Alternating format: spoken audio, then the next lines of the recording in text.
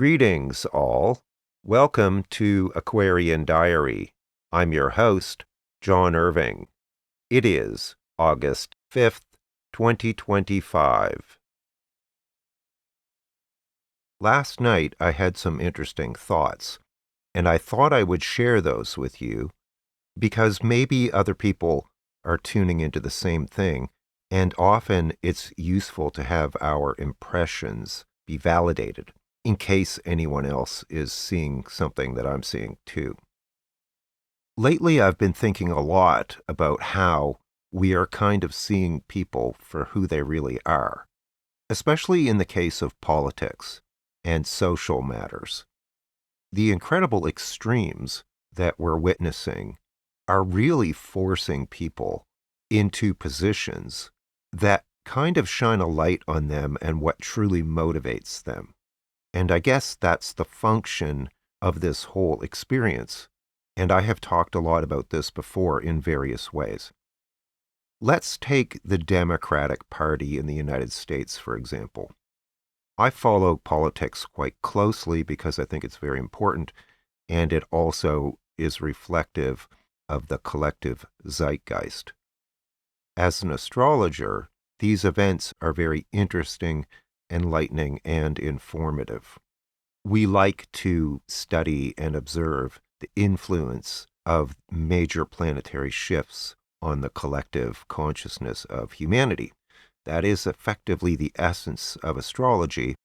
Although most people apply astrology personally, there is a large branch of it titled mundane astrology, which deals with cultural, social, economic, and political areas of human experience. So again, let's take the Democratic Party in the United States, for example. These days, there's a really big issue dealing with where the Democratic Party stands or does not. And there's a lot of people who support the Democratic Party, or at least have historically, who are extremely disappointed with what can only be described as their flaccid or weak response to what are, without a doubt, alarming trends with respect to the democracy of the United States, its constitution, the political and economic landscape, and so forth. There has been a lot of spineless, cowardly, and feckless incompetence on their part. But what we're really seeing is kind of like a division between the establishment wing of the party and the more progressive wing of the party. And a lot of the establishment figures are receiving a lot of scorn for their unwillingness to take a stand on particular critical moral and ethical issues, and for not responding adequately to what the progressive base expects from them, which is more leadership and defiance, as opposed to quote-unquote strongly worded letters, the very definition of fecklessness. But the point I want to make here is that we are now seeing people for who they are. And let's face it, historically, a lot of people got into politics because they were attracted by the power, the notoriety, and in many cases, probably the money that they could make by playing those roles. So they would portray themselves as being aligned with the interests of the, in this case, Democratic base, when in reality, those were not their true motives. They didn't really have strong ethical and moral underpinnings which were guiding their roles. They were, in fact, acting out of self-interest as opposed to representing the interests of their constituents and voters. And now everyone can see that quite clearly. It's as if a fog is clearing and people are starting to wake up and seeing people for who they really are.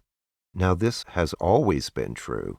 There's nothing particularly unique about politicians acting out of self-interest or being narcissistic even. That's not new.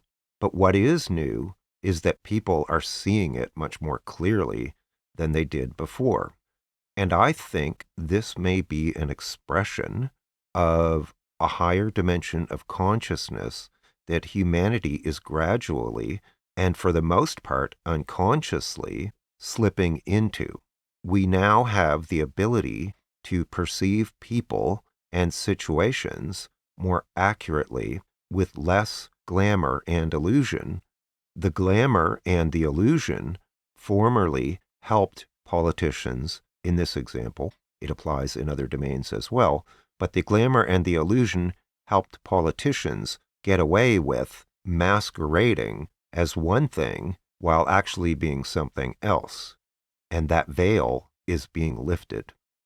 So I want you to consider that possibility, which is that despite all of our dismay and discouragement about how we're being let down by people who should be protecting us and standing up for us and fighting for us, as opposed to, say, for example, the billionaire class or the donor class or special interest class, that our more refined ability to perceive them more accurately is actually a really good thing.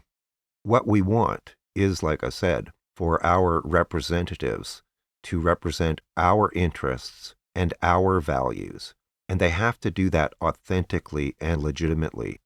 And if they don't, they should not be in those positions, and we need to get rid of them politically because they are actually part of the problem as opposed to being part of the solution. They are not just merely neutral players on the playing field, they are detrimental to our interests, and we must replace them with better, more authentic, more compassionate, and more heart-centered representatives. The old ways no longer work. They never really fully worked before, but they definitely don't work anymore, and we can all see it more clearly now.